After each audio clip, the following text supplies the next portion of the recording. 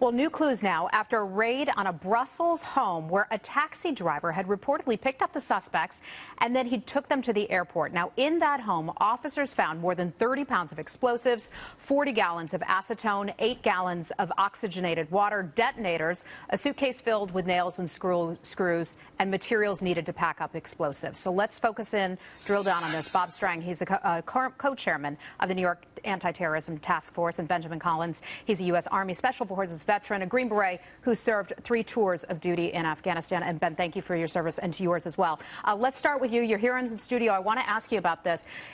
If what they are saying coming out of the House Intelligence Committee is true, that Americans were potentially targeted, this is a game changer.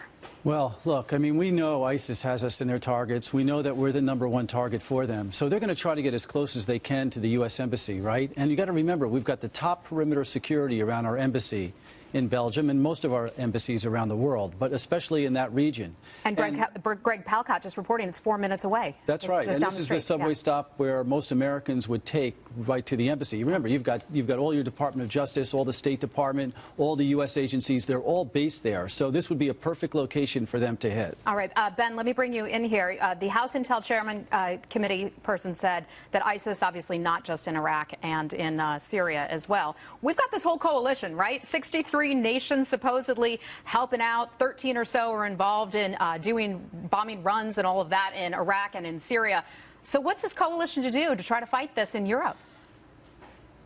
Well, look, Heather, and it's something we've heard President Obama talk about all the time, right? 65 nations, 65 nations. I mean, they're high-fiving, about it in Havana, and these guys are making a bomb in a bathtub. The reality is, a lot of that money went to buying passports and fake passports, and because of the Schengen Agreement, they can go through these borders, through the European countries, so the flow is just unmitigated. And I think one of the biggest problems is there's no standard, right? So, maybe that there's some sort of security protocol that exists within the Brussels airport, but not the same protocols that exist in the Paris train station. So right now, I think there's huge gaps in the net that the security organizations just are having a very hard time to plug. But we're certainly not seeing any leadership from the president. And as you say, 65 countries, but there's probably about 5 that are actually doing anything. Yeah, they want to see more leadership, and our president, of course, is down in Cuba. Former director of the Defense Intelligence Agency, Mike Flynn, was on Fox and Friends this morning. I want you to both react to what he said here. Let's take a listen. We are watching an Islamic State that is unfolding their campaign plan in front of our eyes, and we see the president doing waves down at a baseball stadium in Havana. I mean, come on, let's get real with what we're facing, and we need to do far more about it than what we're seeing.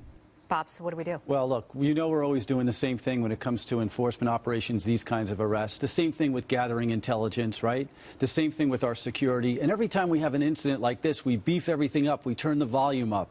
And the general's talking about the same thing. He's saying turn the volume up in Iraq and Syria, and not only try to get these guys where they're actually conducting these terrorist attacks, but get them at their head, get them where they're established, where their money goes, the training. Yeah, but there was just a report out yesterday, Ben, where there could be upwards of 6,000 of them in Europe alone. I mean, the genie's out of the bottle. You can't just address this thing in Iraq and in Syria. No, you can't. And look, I think the fact of the matter is, especially with technology, is we've essentially, they have the ability to almost democratize expertise, right? So they can sit in Raqqa or sit in Mosul, and they can train people via the web. I mean, this is why, Heather, and I think that we're seeing this. We have no plan. There is no strategy because, yes, there's a strategy that has to effectively take into account, the conventional army that's in the field. We have to kill their soldiers. We have to stop the flow of soldiers from, Syria, Turkey into Europe.